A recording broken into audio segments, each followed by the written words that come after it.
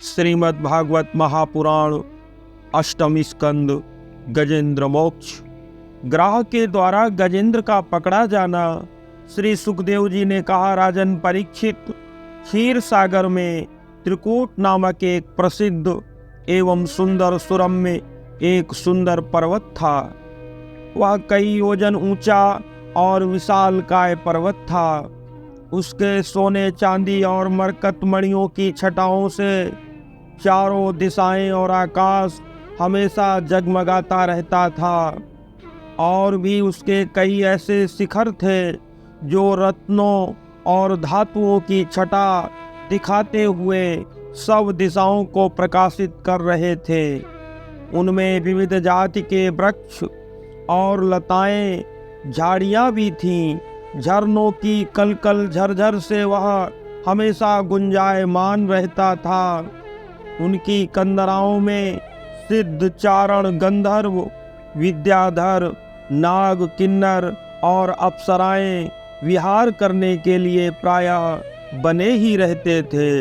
जब उनकी संगीत की ध्वनि चट्टानों से टकराती तो वह गुफाओं में प्रतिध्वनित होने लगती। तब बड़े बड़े गर्वीले सिंह की ध्वनि सुनकर दूसरे सिंह सह न पाते और अपनी गर्जना से उसे दबाने के लिए जोर जोर से गर्जने लगते थे। उस पर्वत की तलहटी में तरह तरह के जंगली जानवरों के झुंडों से वह शोभायमान रहती थी। अनेकों प्रकार के वृक्षों से भरे हुए देवताओं के उद्यान में सुंदर सुंदर पक्षी मधुर स्वर में कलरव करते हुए प्रायः दिखाई ही पड़ते थे। उस पर बहुत सी नदियां और झाड़ियां, सरोवर भी थे। उनका जल बड़ा ही मनोरम और निर्मल था। पर्वतराज त्रिकूट की तराई में भगवत प्रेमी महात्मा जन भगवान वरुण का वहां पर एक उद्यान भी था।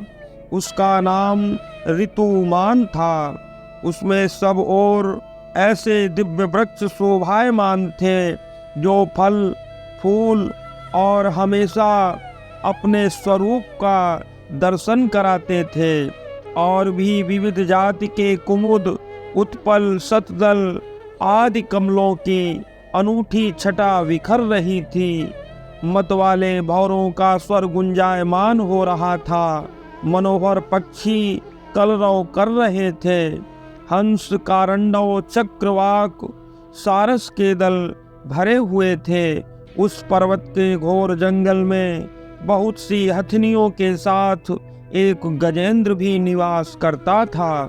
वह बड़े बड़े हाथियों का सरदार था। एक दिन वह उसी पर्वत पर अपनी हथनियों के साथ कांटे वाले कीचक, बांस, बेंत और बड़ी बड़ी झाड़ियों को रौंदता हुआ प्रायः विचरण कर रहा था। उसकी गंध मात्र से सिंह, हाथी, व्याघ्र, गैंडे आदि हिंसक जंतु, नाग तथा काले गोरे सर्प डर करके भाग जाया करते थे। और उसकी कृपा से भेड़िए, सुअर, भैंसे, रीछ, शल्य, लंगूर तथा कुत्ते, बंदर, हिरन और खरगोश जैसे जीव निर्भय विचरण किया करते थे। उसके पीछे पीछे हाथियों के छोटे छोटे बच्चे प्रायः दौड़ा ही करते थे। बड़े बड़े हाथी और हथनियाँ भी गजेंद्र को घेरे हुए चलते थे। उसकी धमक मात्र से एक बार को पहाड़ भी कांप जाया करते थे। मद के कारण उसके नेत्र विवल हो रहे थे। अति तीव्र धूप थी, इसीलिए वह व्याकुल हो गया और उसे तथा उसके साथियों को प्यास भी सताने लगी। उस समय दूर से ही कमल के पराग से सुवासित वायु की गंध सूंघ कर वह उसी सरोवर की ओर चल पड़ा जिसकी शीतलता और सुगंध लेकर वायु आ रही थी। थोड़ी ही देर में वेग से चलकर वह सरोवर के तट पर पहुंच गया। उस सरोवर का जल अत्यंत निर्मल एवं अमृत के समान सुमधुर था। सुनहरे और अरुण केसर के कमलों से महक रहा था एवं सुवासित हो रहा था। गजेंद्र ने पहले तो उसमें घुसकर अपनी सूंड से उठा उठा करके जल को पिया और फिर उस जल से स्नान करने के लिए उद्धत हो गया, अपनी थकान मिटाना चाह रहा था। गजेंद्र गृहस्थ पुरुषों की भांति मोहग्रस्त होकर अपनी सूंड से जल की फुहारें छोड़ छोड़कर साथ ही हथिनियों और बच्चों को नहलाने लगा तथा उसके मुंह में सूंड डालकर जल पिलाने लगा। भगवान की माया से मोहित हुआ गजेंद्र उन्मत्त हो रहा था। उस बेचारे को इस बात का तनिक भी पता नहीं था कि उसके सिर पर बहुत बड़ी एक विपत्ति मंडरा रही है। गजेंद्र जिस समय इतना उन्मत्त हो रहा था, उसी समय प्रारब्ध की प्रेरणा से एक बलवान ग्राह मगरमच्छ ने क्रोध में भरकर उसका पैर पकड़ लिया। इस प्रकार अकस्मात विपत्ति में पड़कर उस बलवान गजेंद्र ने अपनी शक्ति के अनुसार अपने को छुड़ाने की बड़ी चेष्टा की, परंतु छुड़ा न सका। दूसरे हाथी हथिनियों और उनके बच्चों ने देखा उसके स्वामी को बलवान ग्राह बड़े वेग से जल के अंदर खींच रहा है और वे बहुत घबरा गए। उन्हें बड़ा दुख हुआ। वे बड़ी विकलता से चिंघारने लगे। बहुतों ने उसे सहायता पहुंचाकर जल से बाहर निकालने का प्रयत्न किया, परंतु इसमें वे असफल ही रहे। गजेंद्र और ग्राह अपनी अपनी शक्ति लगाकर भिड़े हुए थे। कभी गजेंद्र ग्राह को बाहर खींच लाता तो कभी ग्राह गजेंद्र को जल के भीतर खींच ले जाता। इसी प्रकार लड़ते लड़ते काफी समय बीत गया। अंत में जल में खींचे जाने से गजेंद्र का शरीर शिथिल पड़ गया था। न तो उसके शरीर में बल रहा और न मन में उत्साह, और शक्ति भी धीरे धीरे क्षीण हो रही थी। उधर ग्राह तो जलचर ही ठहरा, इसीलिए उसकी शक्ति क्षीण होने के स्थान पर उत्तरोत्तर वृद्धि को प्राप्त हो रही थी। वह बड़े बड़े उत्साह से बल लगाकर गजेंद्र को खींचने लगा। इस प्रकार देहाभिमानी गजेंद्र अकस्मात प्राण संकट में पड़ गए और अपने को छुड़ाने में सर्वथा असमर्थ हो गया। बहुत देर तक अपने को छुड़ाने के उपाय पर विचार किया। अंत में वह इस निश्चय पर पहुंचा, यह ग्राह विधाता की फांसी ही है, इसमें फंसकर मैं अधीर हो रहा हूँ। जब मुझे मेरे बराबर के साथी भी इस विपत्ति से ना उबार सके, तब तो बिचारी हथिनियाँ भी मुझे कैसे छुड़ा सकती हैं। इसीलिए अब मैं संपूर्ण विश्व के एकमात्र आश्रय भगवान की ही शरण लेता हूँ। काल बड़ा बली है, यह सांप के समान प्रचंड वेग से सबको निगल जाने के लिए दौड़ता ही रहता है। इससे अत्यंत भयभीत होकर जो कोई भगवान की शरण में चला जाता है, उसे वे प्रभु अवश्य बचा ही लेते हैं। उनके भय से भयभीत होकर मृत्यु भी अपना काम ठीक से पूरा करता है। वही प्रभु सबके आश्रयदाता हैं। अब मैं उन्हीं की शरण ग्रहण करता हूँ। श्री सुखदेव जी कहते हैं, राजन परीक्षित, अपनी बुद्धि से ऐसा निश्चय करके गजेंद्र ने अपने मन को हृदयंगम किया, एकाग्र चित्त हुआ और फिर पूर्व जन्म में सीखे हुए श्रेष्ठतम स्तोत्र जप के द्वारा भगवान की स्तुति वंदना की गजेंद्र ने कहा, जो जगत के मूल कारण हैं और जो सबके हृदय में विराजमान हैं एवं समस्त जगत के एकमात्र स्वामी हैं, जिनके कारण इस जगत में चेतना का विस्तार होता है, उन भगवान को मैं नमस्कार करता हूँ, प्रेम से उनका ध्यान करता हूँ। ये संसार उन्हीं में स्थित है, उन्हीं की सत्ता से प्रतीत हो रहा है, वे ही इसमें व्याप्त हो रहे हैं और स्वयं ही इसके रूप में प्रकट हो रहे हैं। ये सब होने पर भी वे इस संसार और इसके कारण प्रकट से सर्वथा परे हैं। उन स्वयं प्रकाश, स्वयं सिद्धात्मक भगवान की मैं शरण ग्रहण करता हूँ। ये विश्व प्रपंच उन्हीं की माया से उन्हीं में भासित हो रहा है। ये कभी प्रतीत होता है तो कभी नहीं होता, परंतु उनकी दृष्टि ज्यों की त्यों एक सी रहती है, वे इसके साक्षी है और उन दोनों को ही देखते रहते हैं। वे सबके मूल कारण हैं और अपने मूल भी वही हैं, कोई दूसरा उनका कारण नहीं है। वे ही समस्त कारणों और कार्य से अतीत प्रभु मेरी रक्षा सुरक्षा करें। प्रलय के समय लोक लोकपाल और इन सब के कारण संपूर्ण रूप से नष्ट हो जाते हैं। उस समय केवल अत्यंत घना केवल अंधकार ही अंधकार रहता है, परंतु अनंत परमात्मा इससे सदा परे हैं। वे विराजमान रहते हैं, वे ही प्रभु मेरी रक्षा सुरक्षा करें।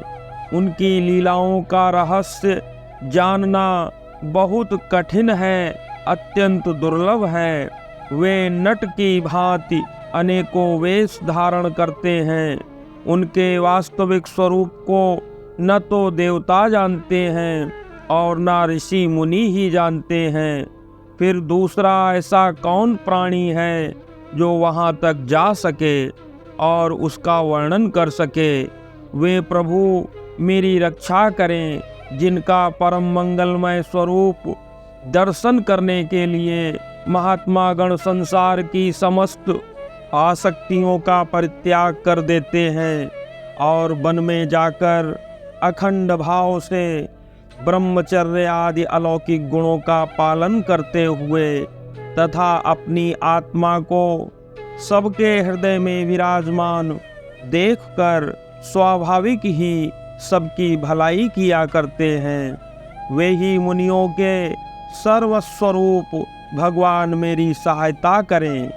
वे ही मेरी गति हैं, न उनके जन्म कर्म हैं, न नाम रूप हैं। फिर उनके संबंध में गुण और दोष की कल्पना ही कैसे की जा सकती है। फिर भी विश्व की सृष्टि और संहार करने के लिए समय समय पर वे अपनी माया से स्वीकार करते हैं। उन्हीं अनंत शक्तिमान सर्वेश्वर परब्रह्म परमात्मा को मैं नमन करता हूँ। वे अरूप होने पर भी बहुरूप हैं, अजन्मा होते हुए भी जन्म लेते हैं। उनके कर्म आश्चर्यमय हैं। मैं उनके चरणों को बारंबार नमन करता हूँ।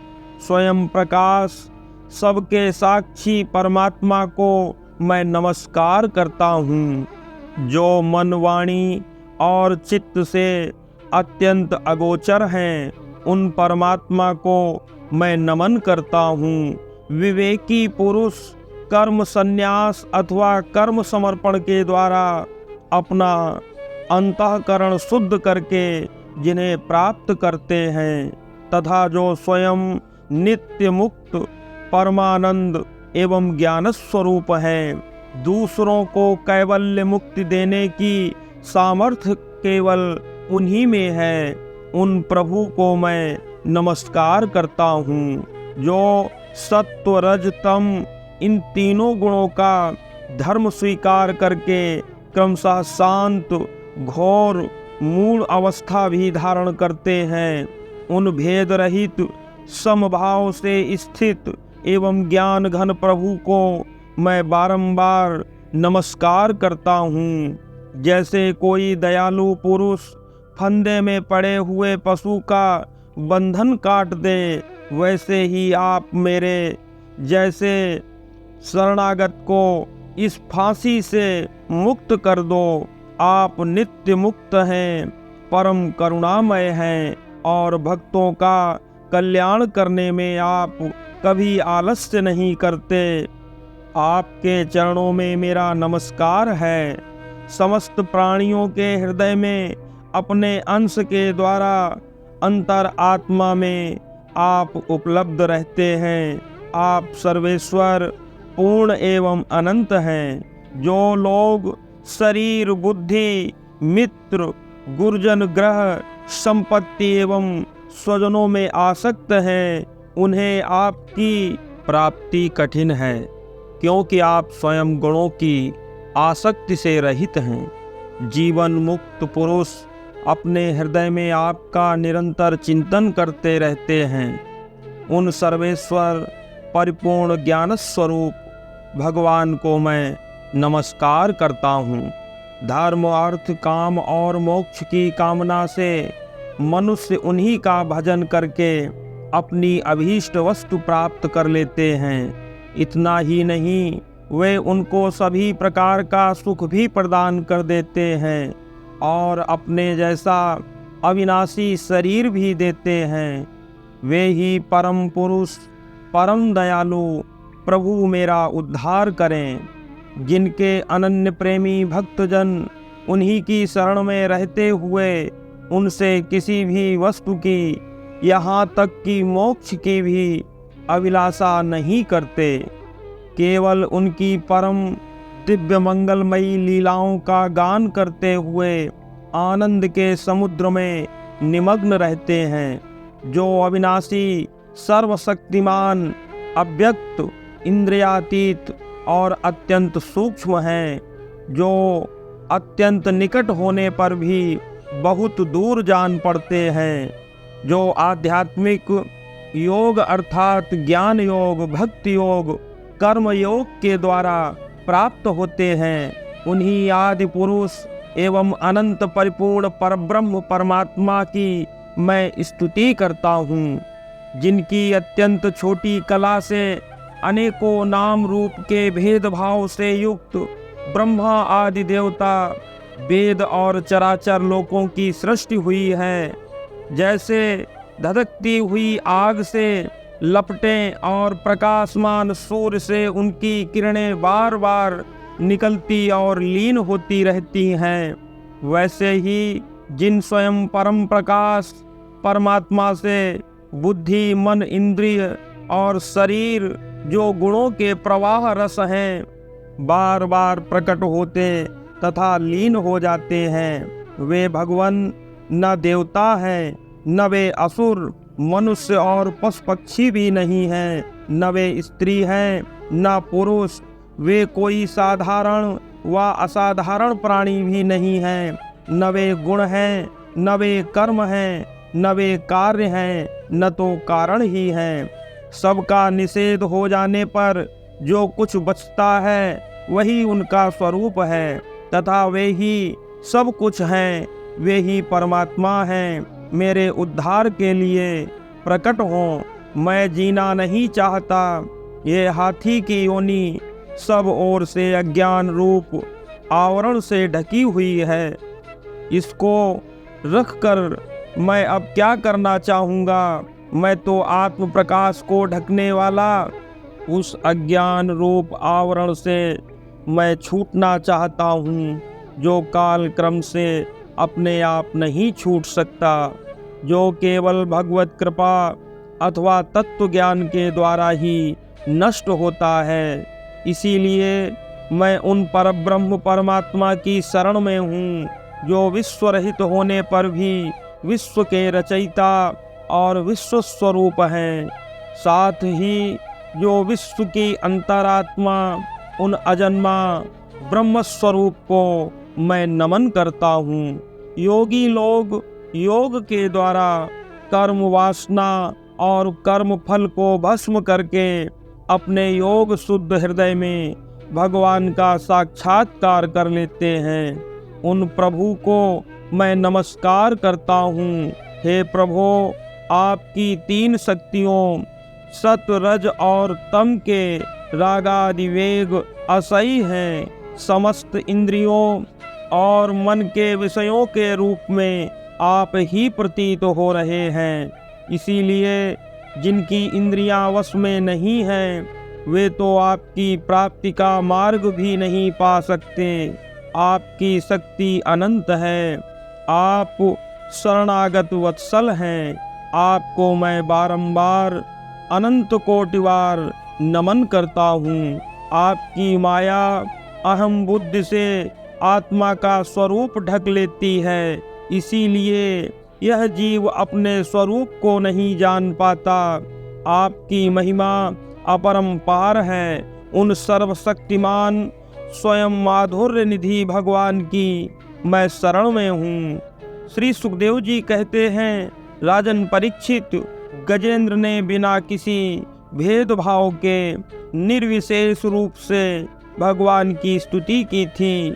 इसीलिए भिन्न भिन्न नाम और स्वरूप को अपना मानने वाले ब्रह्मा आदि देवता उसकी रक्षा करने के लिए नहीं आए।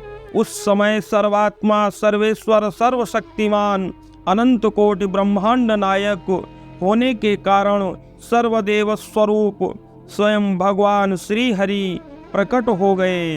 विश्व के एकमात्र आधार भगवान ने देखा कि गजेंद्र अत्यंत पीड़ित हो रहा है, अतः उसकी स्तुति सुनकर वेदमय गरुड़ पर सवार होकर चक्र सुदर्शनधारी भगवान विष्णु बड़ी शीघ्रता से वहां के लिए चल पड़े जहां गजेंद्र अत्यंत संकट में पड़ा हुआ था। उसके साथ स्तुति करते हुए देवता भी आए। सरोवर के भीतर बलवान ग्राह ने गजेंद्र को बड़ी ताकत से पकड़ रखा था और वह अत्यंत व्याकुल होकर के गज सब ओर निहार रहा था। जब उसने देखा कि आकाश में गरुड़ पर सवार होकर हाथ में चक्र सुदर्शन लिए हुए भगवान श्री हरि नारायण दिखाई पड़े, तब अपनी सूंड में एक सुंदर सा कमल का पुष्प लेकर उसने भगवान की ओर अर्पित किया और बड़े कष्ट से बोला, हे नारायण सद्गुरु भगवान, मैं आपको नमन करता हूँ। अनंत अनंत कोटि बार मैं आपको दंडवत प्रणाम करता हूँ। जब भगवान ने देखा कि गजेंद्र अत्यंत पीड़ित हो रहा है, तब वे गरुड़ को छोड़कर एकदम कूद पड़े और कृपा करके गजेंद्र के साथ ही ग्राह को भी बड़ी शीघ्रता से बाहर निकाल लाए। फिर सब देवताओं के सामने ही भगवान श्री हरि ने चक्र से ग्राह का मुख फाड़ डाला और गजेंद्र को छुड़ा लिया। यह है गजेंद्र और ग्राह के बीच में जो युद्ध हुआ, उसमें नारायण ने दोनों का उद्धार कर दिया। नारायण नारायण।